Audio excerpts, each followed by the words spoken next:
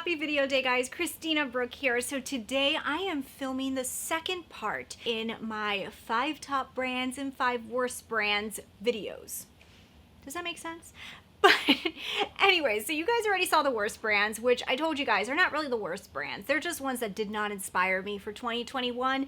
And today, which is the same day as the other video, I just put on a blazer to make it look different. Doesn't it look like a different day now? But today I'm going to be telling you guys the top 5 brands of the year. These are the ones that inspired me the most. They did stuff that just made me go wow. Or maybe they're not like the best brands, okay? So some of really good brands were actually in the worst of the year, but some of these are brands that I just see potential in. Like, they did something that just made me zone in and say, huh, there is something interesting about you. So we're going to talk about those 5 brands today. So of course, if you are not subscribed to the channel, don't forget to go ahead and hit that big old subscribe button, hit the notification bell, and let's go ahead and let's get into it right now.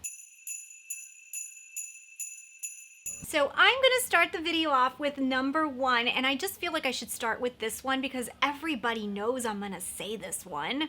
Natasha Denona. Okay, so Natasha Denona is, I honestly just think that she was the brand of the year. 2021 was the year of Natasha Denona, not only for my challenge, but I think in general, she beat out the entire makeup game. She came out with really cool products, very good quality. She gave us the macro tech liners. She gave us the eyeliners, the liquid liners. She gave us a few different palettes. She gave us a Circle Loco that just blew our minds. Then she gave us the retro. She gave us minis, the palettes. Everything that came out from her was awesome. I just feel like even if there was like a little bit of one, maybe even if there was one that wasn't as great, like maybe how the retro wasn't what we thought, it still was a really successful year for Natasha through a year that I think a lot of brands kind of suffered and maybe they didn't come out with their best game. Natasha Denona held her head up and she gave us good stuff. And I totally am on board for that. And I really think that she was one of, actually, you know what? She was the best brand of the year.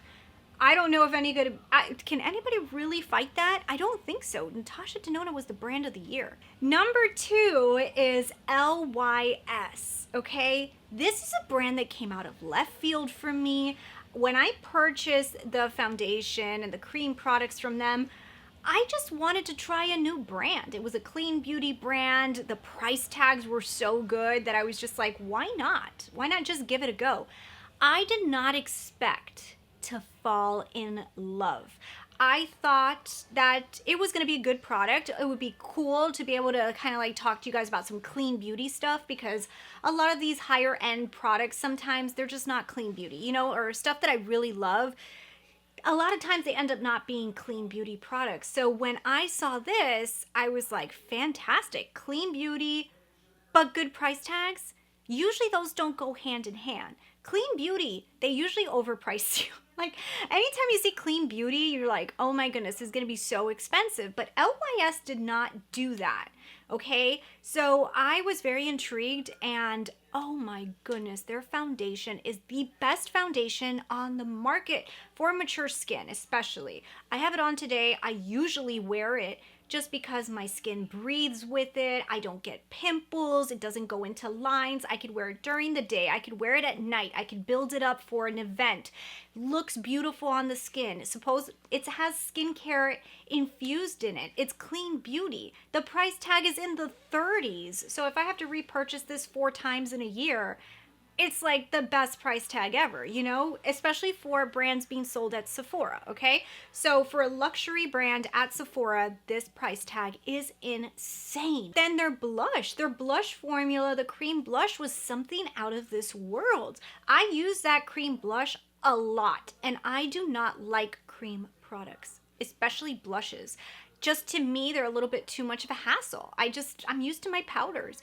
But that cream blush works well over foundation, over powders, over bronzers, beautiful colorations. I really feel like LYS is a brand to watch. I hope in 2022 they release an amazing eyeshadow palette, give us more of these really cool products. I hope that their eyeshadow palette has amazing, amazing formulations and is clean beauty and can kind of like look at Hourglass and say, look at me. All right, so number 3 is gonna go to Huda Beauty, okay? So this is one that I didn't love everything, okay? I did not love everything that came out from Huda Beauty, but there was some really good products. Their stick foundation, amazing. Their luminous foundation, it's all right. It's not that great for my skin because it is a little drying, but if you have oilier skin, you probably would love it. I love that they took the fragrance out of it. They're listening to their consumers.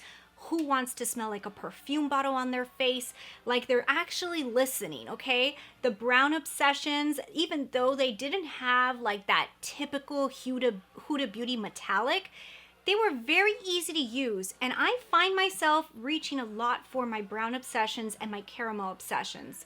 They didn't have like that wow factor, but they ended up being useful. The wild obsessions, beautiful palettes. I love the Jaguar. I love the Python. I think they were beautiful, very, very unique. Chameleon was beautiful too. It just was something I owned. And then she comes out with the Rose of the Year that was just insanely gorgeous, amazing formulas, really, really good. I feel like Huda Beauty's onto something. But I think when it comes to her liners and stuff like that, maybe some of them are a little bit not my favorite. But she did start showing me stuff that I was like on board with, and I feel like the creativity was still there, the launches were thought out, and I thought that the brand did a really good year. All right, so the next one I'm gonna give it to Rare Beauty. Okay, so Rare Beauty, when they released, I think, wasn't it 2020 when they launched, I think? I thought that they were a really cool brand. I thought it was a really cool brand. I love their foundations. Their concealer was really good. And, you know, 2021, their first launch was that universal blush and eye thing. It was a really good formula, something I don't typically use, but I can't say the formula was bad. The formula ended up being really nice. They have the lip glosses that they came out with. There was a few eyeshadow palettes that came out, nothing that I feel like I really wanted to pick up, but I feel like they consistently got good reviews. Like, people weren't ever like, this was terrible. The Discovery one, I feel like that was a questionable one. Some people didn't really love it, but some people really liked it. So I feel like overall the brand has done good. But then that mascara that they came out with, I like the mascara. It grew on me. It grew on me. At first, I was like, well, I don't know, but I've been wearing it a lot. I have it on today. The Lash Paradise gives me volume and length, but this one gives me like a super length, you know? I really like it. It separates the lashes good. It feels nice on the lids. It doesn't bother my eyes. And I feel like they are still creating very pretty, elegant products. I feel like they're still sticking to their natural beauty from within concept, and everything still looks within concept, and I'm excited for them next year too. I want to see what else they come out with. It's almost like they want to do the younger girl version of like a Charlotte Tilbury, and I would really like to see more. I'm interested in this brand still, so that's why they're here. I'm still interested. This one I was back and forth with. I was looking for that last brand to add here, and I was having a hard time, but then something came to my mind and I said, well, Christina, yes, NARS. So NARS came out with that Climax palette. That thing really got my eyes like, wait a minute.